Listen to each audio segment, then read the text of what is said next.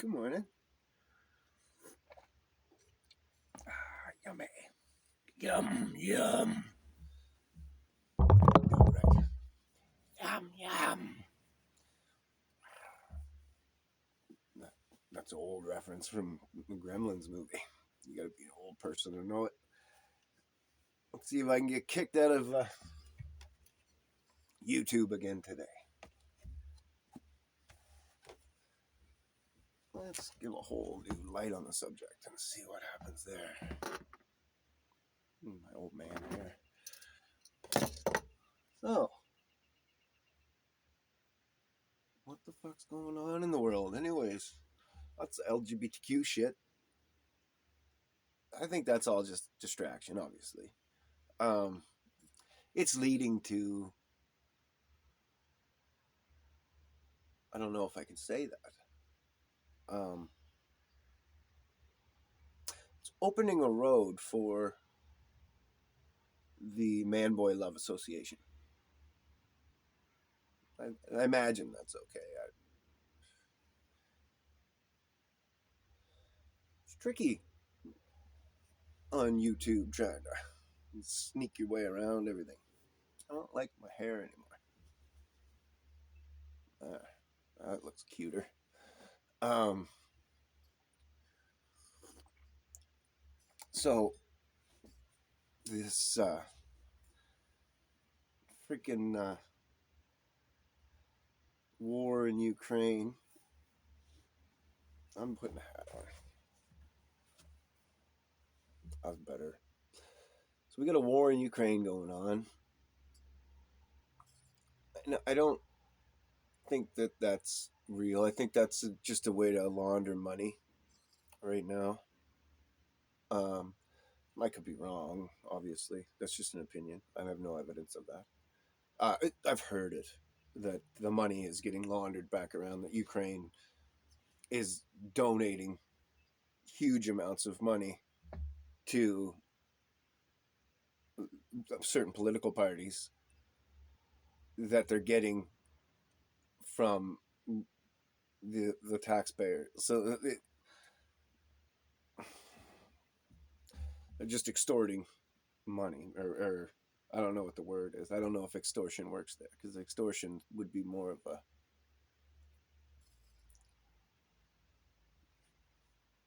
I think that's more physical. But no, maybe not. That probably works there. Anyhow.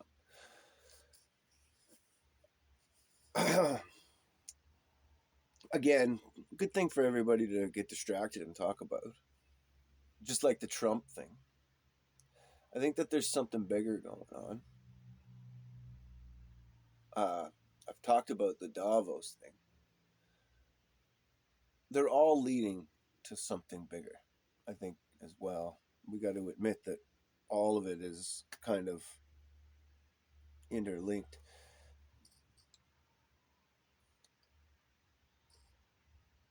And I'll just say this again to reiterate. Our fields of science, were more easily manipulated before, um, than what they are now. Uh, when when we didn't have the internet, say I was an archaeologist or biologist or whatever, and I discover something that I'm not supposed to discover. Well, first off, there's money above me, right? So I have to report my discovery. Sorry, you can't see me. To the money that's above me, right?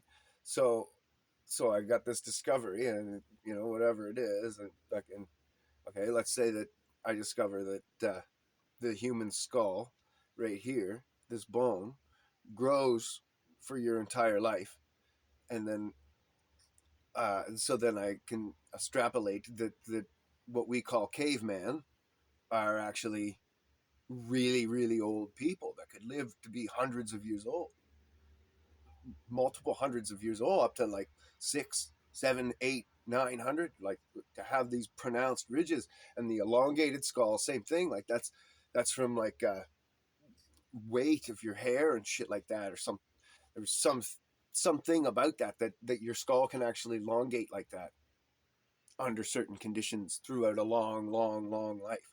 But it has to be stupidly long life, right? So before the flood, Adam and shit, they 1,000 years old, or he was, not almost 1,000. He was 900 and something, and I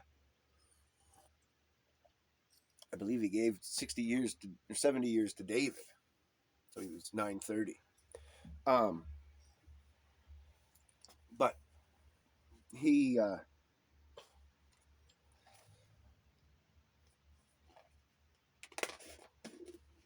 and then not just Adam, but all those guys, and then even after the flood,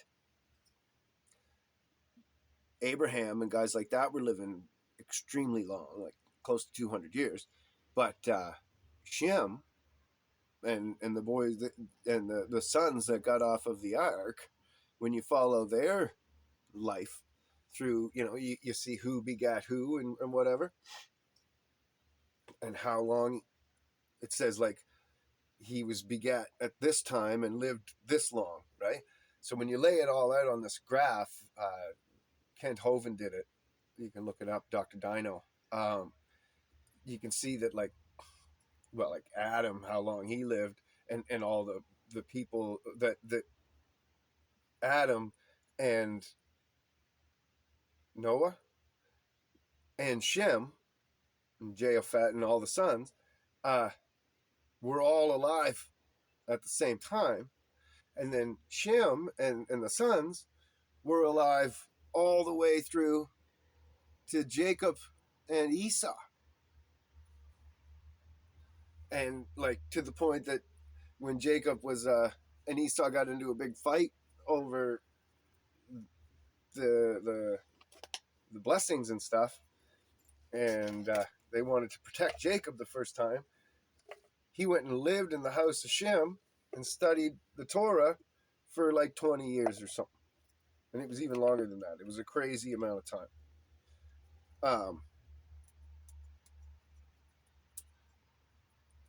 So just Shem alone would have had that so-called caveman shaped skull.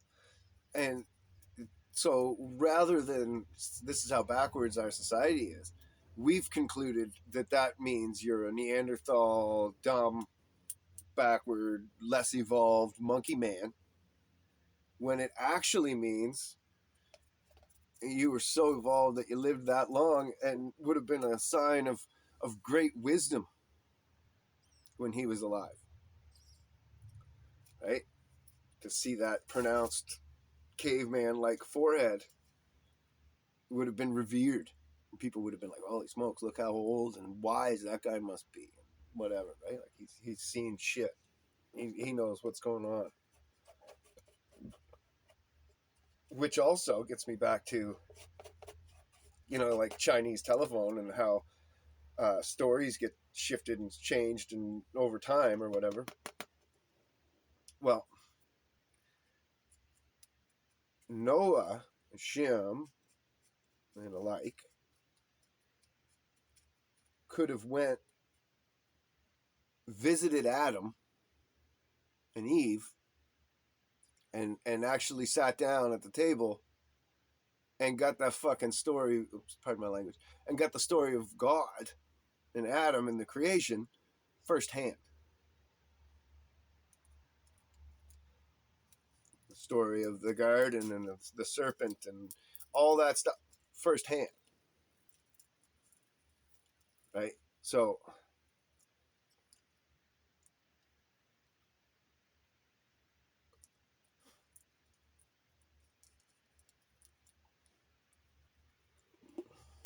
and then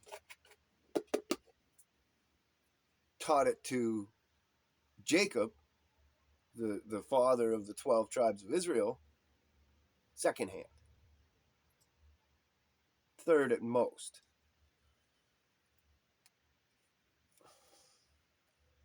Right? Because if Noah went to see Adam, and Shem might not have. We don't know that.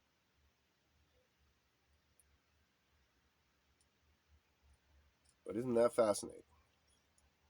I think it is. And it really shows how backwards our world is. So anyway, if I was to discover all of that as a scientist, I would have to go to my money, say, here, I discovered all this. Let's publish it. And they would say, no.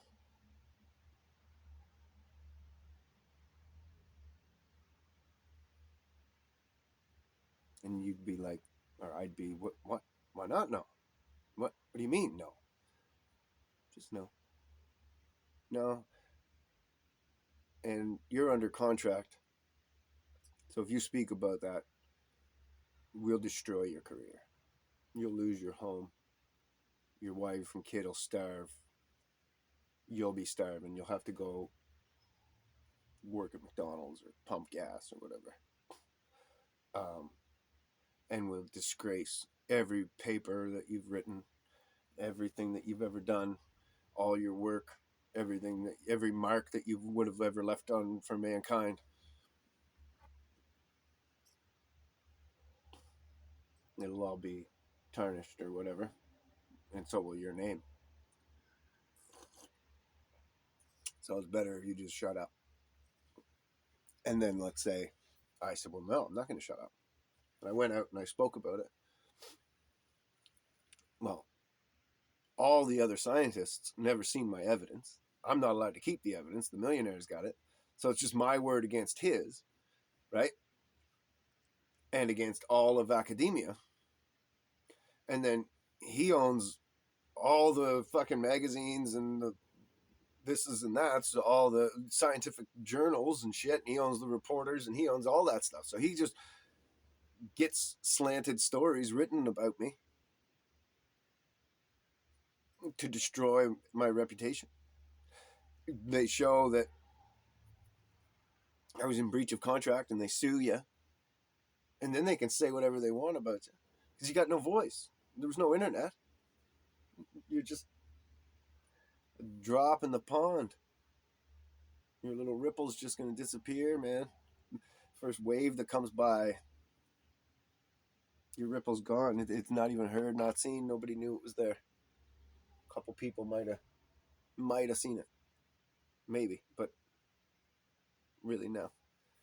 And then everything negative about you, that'll be everywhere. They'll because they own it all, right? So you had no.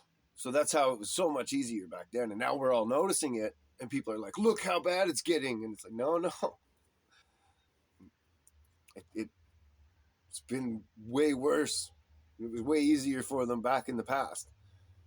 They got to be a little more careful about it now, actually. And you guys are all like, oh, they're being so blatant about it. They've been this blatant about it all along. It's just that you didn't have the internet in order to hear the voices of the people who were being destroyed. And a lot of those people have also retired since then. So now there's not all this above them. There's not so much hold over them. You can't destroy my career. Contracts are all gone now and long over with, and it's past the 7 years or whatever, and everything's all good that way. I'm untouchable that way. You know what I mean? You're not going to destroy my career. I'm retired, and if you try to slander my works, well, they've been published already. So it's whatever, right? People with an intelligent mind will see. Anyhow, so then they retire, and now they can come out and say, no, I just seen this and I discovered that and this and that and that.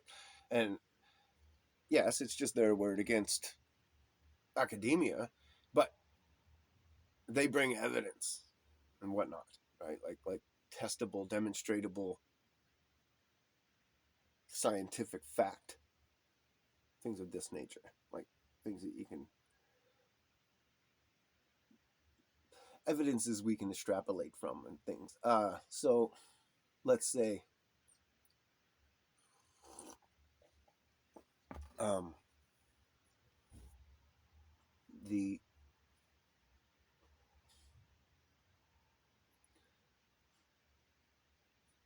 I had one for a second there and I lost it. I had a really good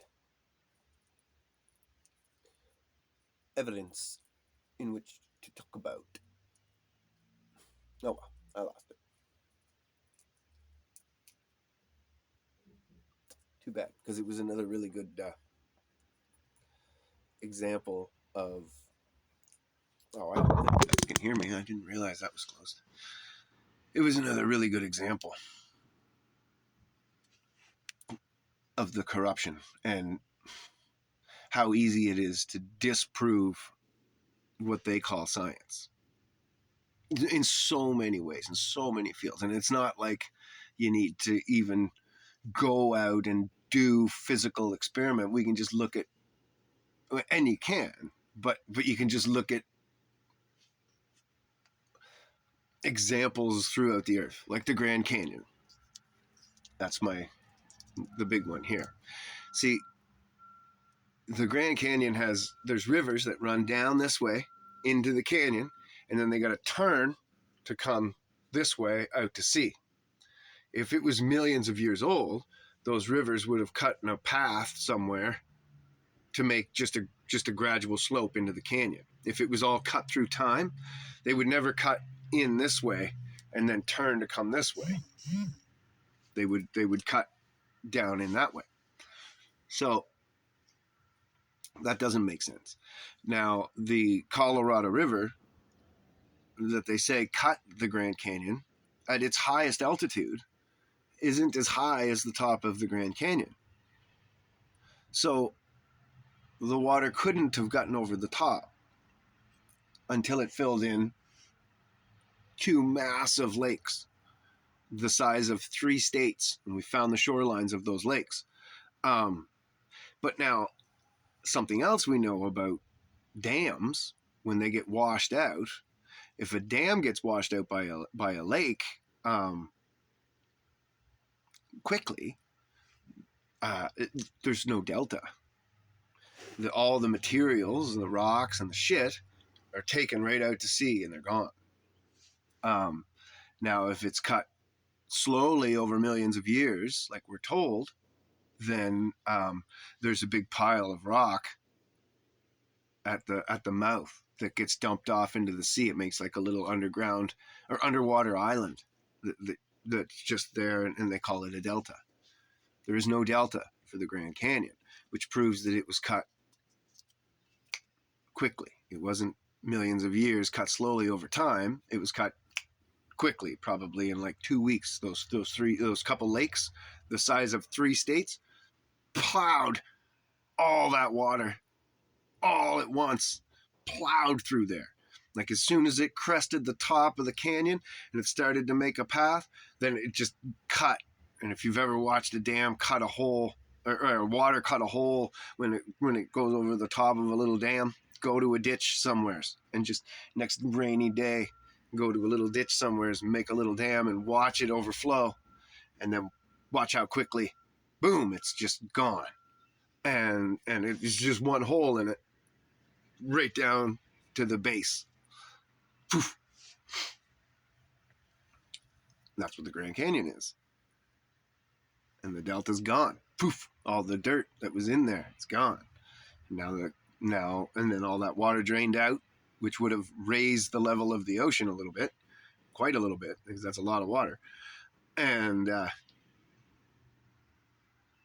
at the same time, it would have now the Colorado River can run through there, and all the rivers that are running this way into it to turn and go that way will eventually, over time, they'll wear that corner back so that they can just go straight down.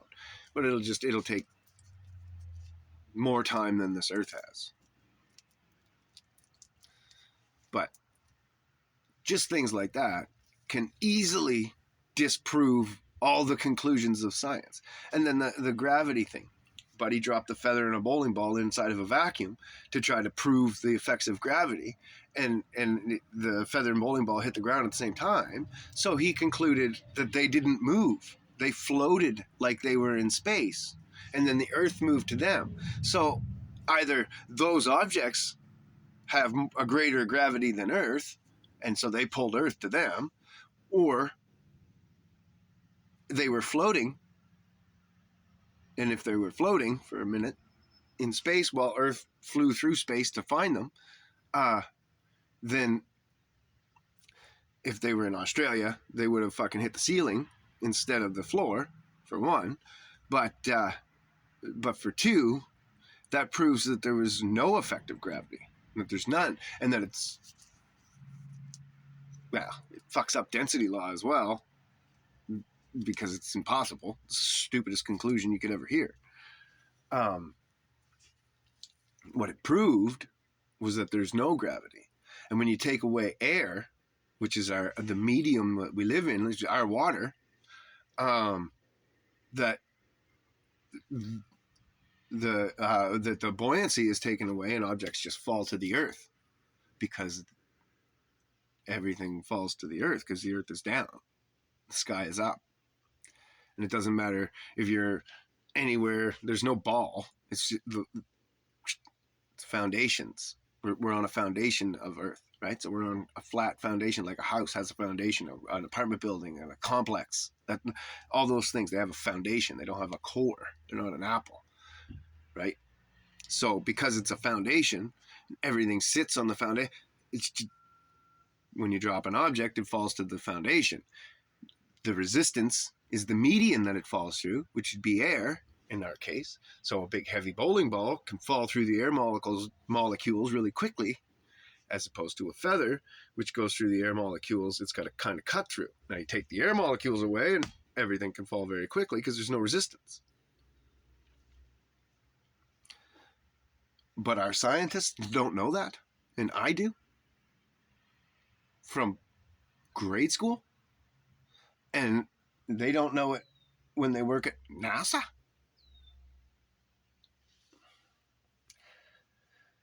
So just that alone proves that I can show this in every scientific field, multiple times in most of them, right?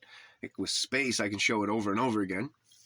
And with the ball Earth and all that bullshit, you can show it over and over again that, it's just not. It's not curving 8 inches per mile squared. That lake is flat.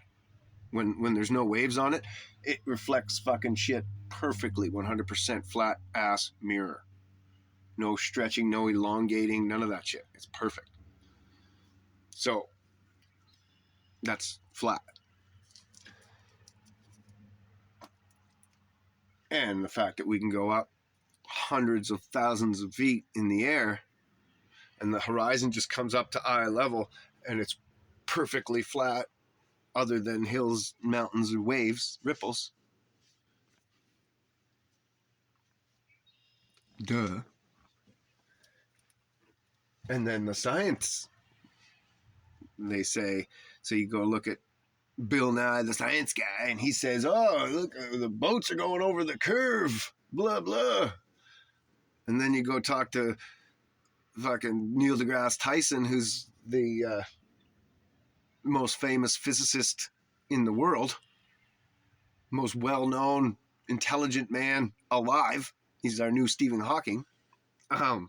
You go talk to him about it, and he says that when the guy did the jump from space, he did the skydive from space there in 2019, 2018, somewhere around there, but he went up in a weather balloon, and he fucking jumped out of the weather balloon capsule and it was the highest skydive ever. But he was at like, I don't know, whatever. It would have been space, 200,000 feet or whatever.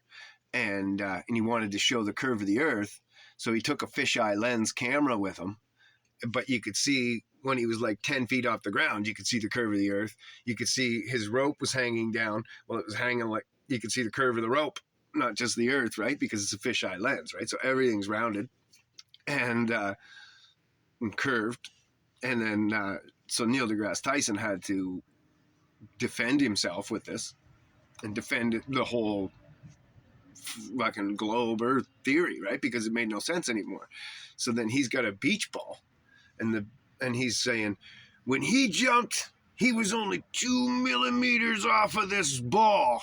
You don't see the curve of the Earth when you're only 2 millimeters off of this ball. And he's slapping the ball and yelling and going on.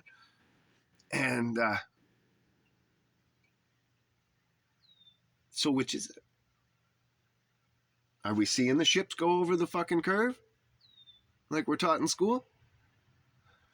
Or can you never see the curve and nobody will ever observe it? You gotta be fucking in space before you're gonna see it, even though it's 8 inches per mile squared.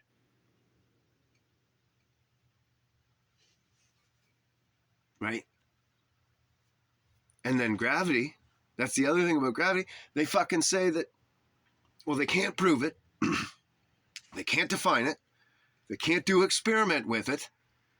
When they try to do experiment with it, it doesn't fucking work out, and they got to say that the Earth moved and not the fucking objects. So, yet, we got this mathematical formula that we use for it from fucking 100 years ago that somebody just made up with no evidence, no rhyme, no reason, nothing behind it. There's no fucking nothing. They don't have anything. They don't know what it is. They don't even have a definition that they can say to you and I. They say, oh, the spinning of the Earth. I'm sure you've heard that. And now it's the curvature of the space-time continuum. Well, let's just break that down. The curvature of space, which is made up. There's no outer space. There's the space between Earth and the sky, the firmament. There's that space, right? But there's no outer space. There's none of that. So made up thing, space, time. Well, time's a made up construct as well. It's not made up, but it's not something that, it's not fluid. We're just in time. We're right now. We can't go back, and you can't jump forward and then come back or anything. You could just, you're in that moment. Time is going. So to say that it's space-time, like the way that they're trying to say it, is that it's this fluid time, traveling time, all that, you know, that the 1800s is still going on right now, even though right now is going on right now, and 1,000 years from now is going on right now, all simultaneously. That's time to them. That doesn't exist. It's only right now. If you're God and you're outside of time and you've created everything, I'm sure that you can easily predict what your creation is going to do, or maybe he can fast forward and rewind. Who knows? But you and I can't. And there's nothing we can do to experiment with that. So to say that something is that is to say that it is nothing, because you don't know what that is. Time continuum, the space-time continuum. No space, no time continuum. There's just time, and there's the atmosphere in which we live. So there's space in the same way that there's an ocean. And if you were a fish and you were swimming around in the ocean, you would say, this is space.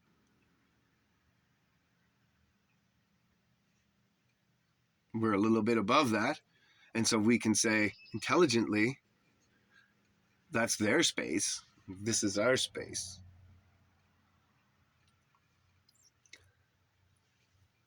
But that's it. We've shot missiles at the top and they blow up when they hit the dome. We can't get out. This is our space. This is all we can exist in.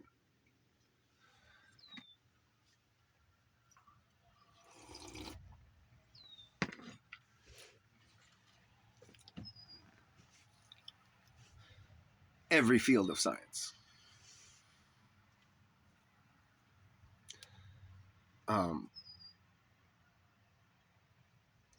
So we really don't know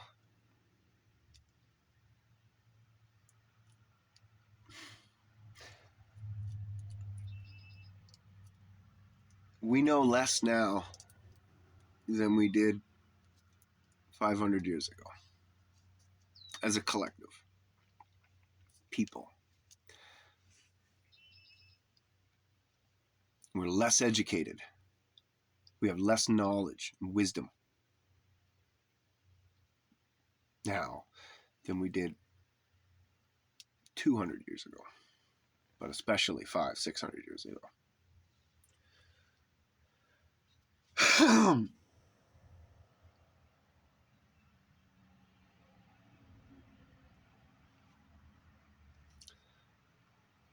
It's all perceived backwards. Everything that we perceived and everything that we're taught and how we're taught to perceive things is all backwards, like evolution. I was just telling you, people used to live to be 1,000 years old. Do you think that's less evolved than us that live to be 100, 120 at the most?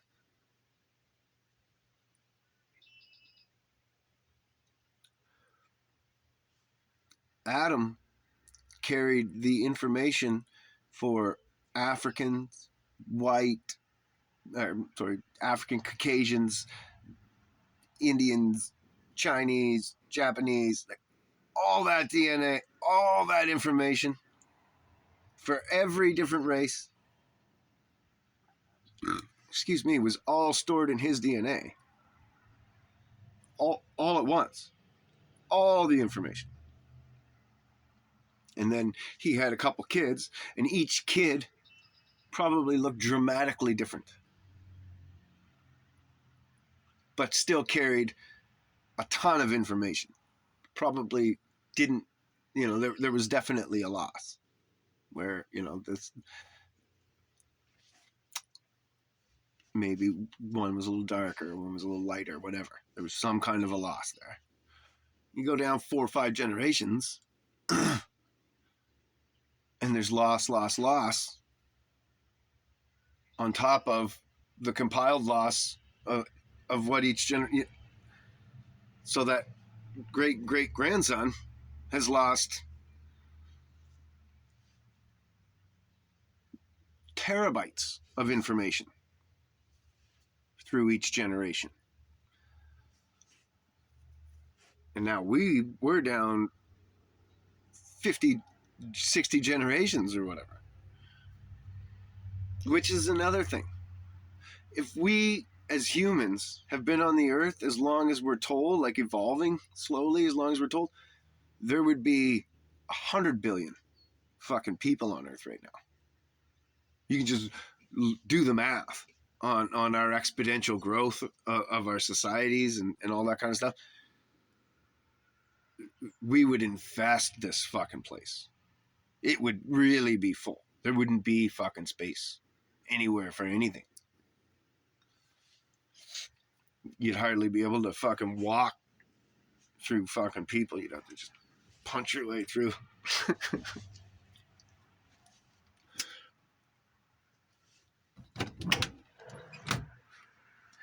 Tommy Love style.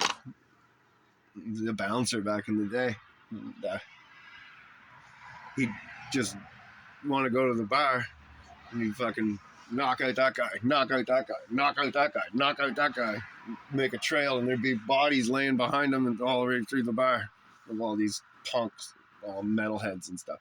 And the worst they got, like with the mosh pits and shit in the 70s, in the 80s, more of the 80s. Fucking the guys would come back, do it again. Pow! His hands would be all fucking busted up.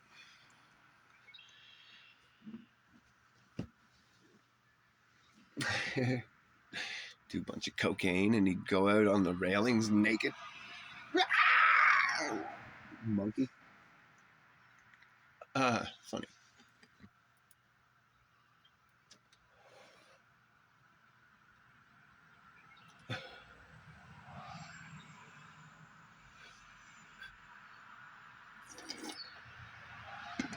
Anyhow, don't know how I got on that path. But our sciences, it's all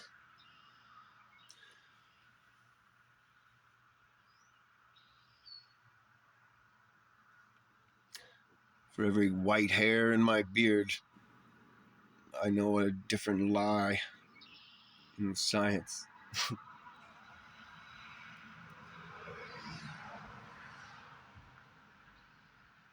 Different field of study full of lies.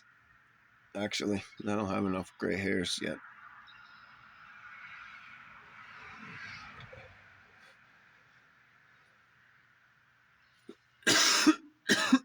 And if you think Christianity is any better, you're kidding yourself. The seminary schools are government organizations as well, and the churches are tax exempt, which makes them government owned as well. And if they step out of line, they take away their tax exempt status, and they owe all the back taxes from years, however long they've been open, and all the fucking money that they've used or spent or received. So they go to prison. So again, you got full control over all those people as well, up until the internet. That's why they hate the internet so much. Because now I can say all that. Like, I can go out and learn this stuff and tell you, but there's other people that are in the fields that are doing the same thing and they're telling you this. How do you think I learned it? Right? People dropping out of the fields and setting their lives to it. And now they can because of the internet. Right? Before the internet, they only would have reached the people who went to the, if they were doing like a tour and they were going to doing seminars, you'd only reach the people at your seminar. You wouldn't, the access to reach all their friends and family and all that other stuff as well. Right? Chilly. It's chilly out there. All right, I'm going to end it here because it's nice. Because it's a nice time too. So have a blessed day. I hope that God is with you. Amen.